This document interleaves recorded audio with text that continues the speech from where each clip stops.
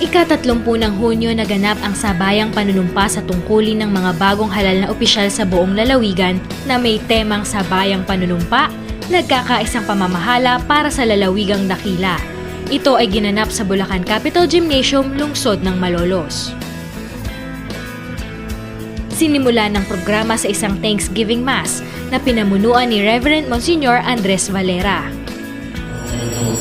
Ang para sa aming maging katawan ito ng aming Panginoong Kristo. Pagkaraan ay nagkaroon naman ng pampasiglang bilang na pinangunahan ng Barasoain Kalinangan Foundation. Sinundan naman ito ng pag-awit ng Lupang Hinirang at Himno ng Bulacan na pinamunuan ng Himig ng Bulacan at Hiyas ng Bulacan Brass Band.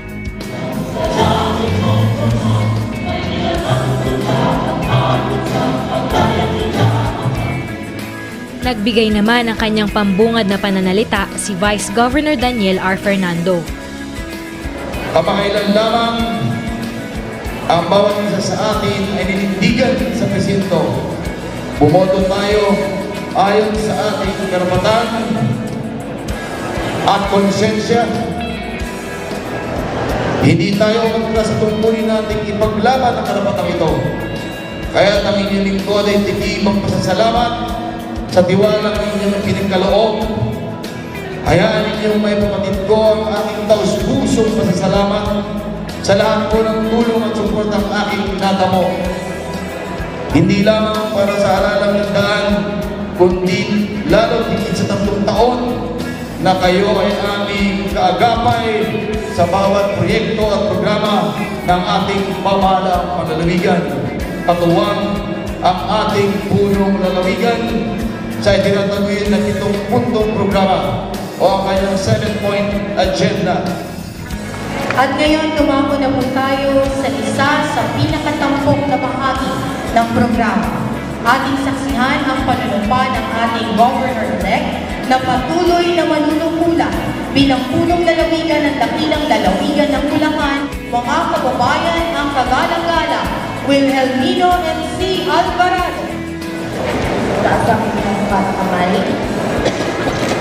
Ako si, pagbitin ang inyong pangalan, Ako si Wilhelmino M.C. Alvarado, na nakahalal sa katungkulan bilang pagbitin ang inyong katungkulan, nakakalal sa katungkulan bilang punong lalawigan ng lalawigan ng Bulacan, ay taimtim na nanunumpa ay taimtim na nanunumpa na aking itataguyod at ipagtatanggol na aking itataguyod at ipagtatanggol ang saligang batas ng Pilipinas, ang saligang batas ng Pilipinas, na ako'y mananalig at tatalima na ako'y mananalig at tatalima sa mga tinatagubilin nito, sa mga tinatagubilin nito.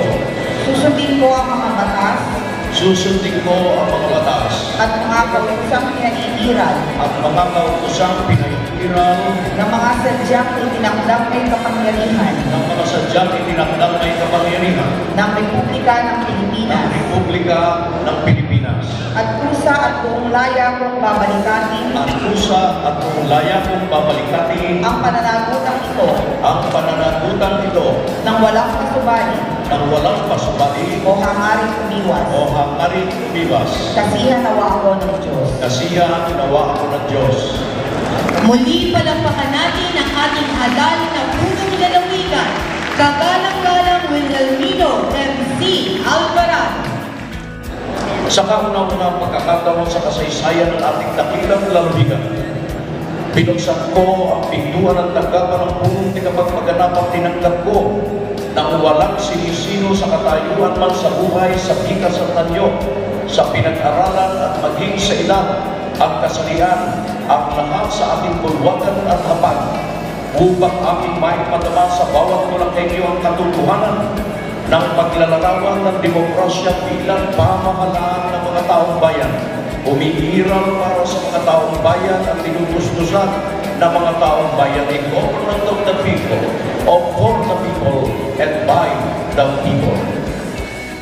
Sa punto pong ito, atin namang saksihan ang panunumpa sa tungkulin ng ating Vice Governor-elect, kagalang-galang Daniel R. Fernando. Ako si Daniel R. Fernando, na nahalal sa katungkulan bilang pagbitin ang inyong katungkulan, na Pananalan sa katungkulan bilang pangalawang punong lalawigan ay taimtim na nanunumpa ay taimtim nalulumpa na aking itataguyod at ipagtatanggol na aking itataguyod at itatanggol ang saligang batas ng Pilipinas sa ating batas ng Pilipinas na ako'y mananalig at tatalima na aking mananalig at tatalima sa mga itinatagumili nito. sa mga itinatagumili nito. Susundin ko ang mga batas Susundin ko ang mga batas at mga kausang pinaiiral mga usang pinahihiran ng mga sadyang itinakdang may kapangyarihan ng mga sadyang itinagdang may kapangyarihan ng Republika ng Pilipinas ng Republika ng Pilipinas at kusa at kung laya kong babalikatin at kusa at kung laya mong babalikatin ang pananabutang ito ang pananagutang ito ng walang patubali ng walang kasubali o hangaring umiwas. o hangaring Diyos. Kasihan nawa ako ng Diyos. Siya nawa ang Diyos. Ang mga bagong halal na opisyal sa panlalawigang level ay nanumpa sa harap ni Executive Judge Teresa Arcega. Gayon din ang mga kinatawan ng bawat distrito sa Bulacan.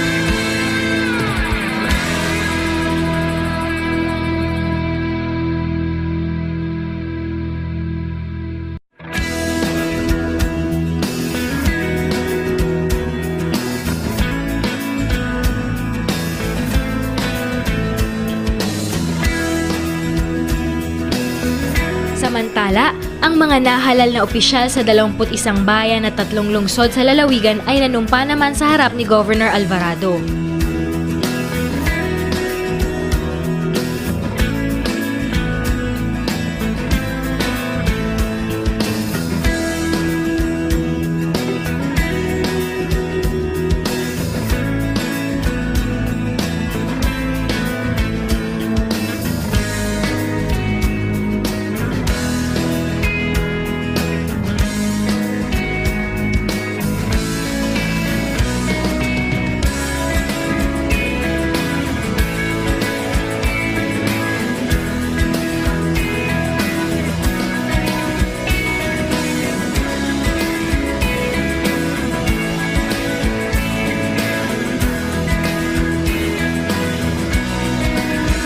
Ito ay isang magandang pagkakataon upang himukin ng lahat ng mga lider, magkapartido man o hindi, na magkaisa sa pamumuno at pagsisilbi sa kanilang mga nasasakupan hanggang sa susunod na 3 taon.